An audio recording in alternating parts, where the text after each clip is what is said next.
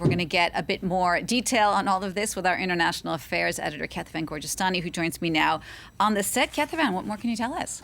Well, this was really something that was long awaited. We knew that the special counsel wanted to release that report. There was some attempts by Trump's team to prevent that from happening. It happened. It happened very late at night, and that was the conclusion, that Donald Trump would have been convicted if he had not been reelected. And this is part of that special counsel's report. But for Mr. Trump's election and imminent return to the presidency, the special counsel's office assessed that the admissible evidence was sufficient to obtain and sustain a conviction at a trial.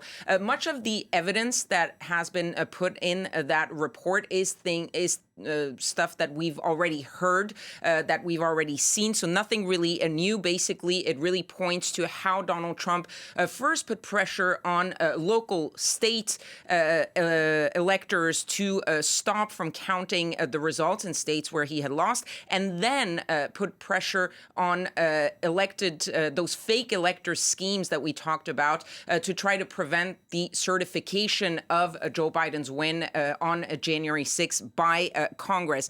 There are some new details in that report, one of them being that prosecutors did actually consider charging Donald Trump under the Insurrection Act for his attempt at overturning the 2020 results, but that they found insufficient evidence that Trump intended for, quote, the full scope of the violence that happened during the attack on Congress on January 6th. And as you can expect, Donald Trump was quick to respond to that publication of the report.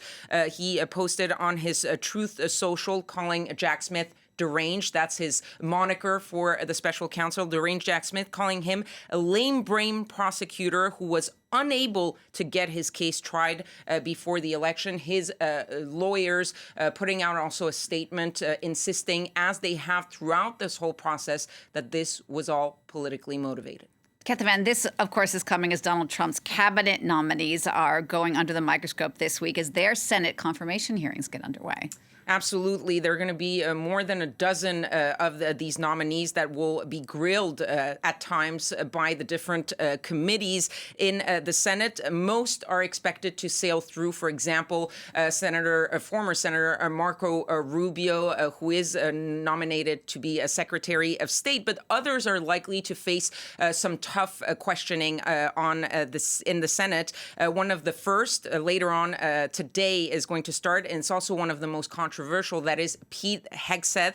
He is the nominee for the Department of Defense, for Secretary of Defense. He's a former Army National Guard turned Fox News host. He was a combat veteran. He served tours both in Afghanistan and in Iraq, and that's basically his main asset for the job, his service for the country. He said in his opening statements that were published in the U.S. media that it's time to give someone with dust on his boots the helm of the Department of Defense.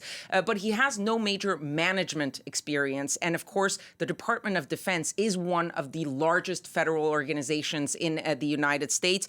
2 million plus service members. Add to that 780,000 civilians working for the Department of Defense, and a budget of about $850 billion that you need to manage. But for him, character is going to be the main obstacle for these hearings. He has against him allegations of sexual assault, excessive drinking, and of course, past comments about the role of women in combat. He believes that women should not be in combat roles in the U.S. military, which has drawn a lot of criticism. He can only afford 3 defections from the Republicans if all the Democrats and the independents vote together against his confirmation. And he's not the only one of Donald Trump's nominees who could face some trouble on the Hill. You have Tulsi Gabbard for Director of National Intelligence, Robert Kennedy Jr. For Health and Human Services, and Kash Patel for the FBI. Their confirmation hearings haven't even been scheduled just yet. All right, Kethevane, thank you for keeping an eye on all of that for us. That's our Kethevane Gorjestani.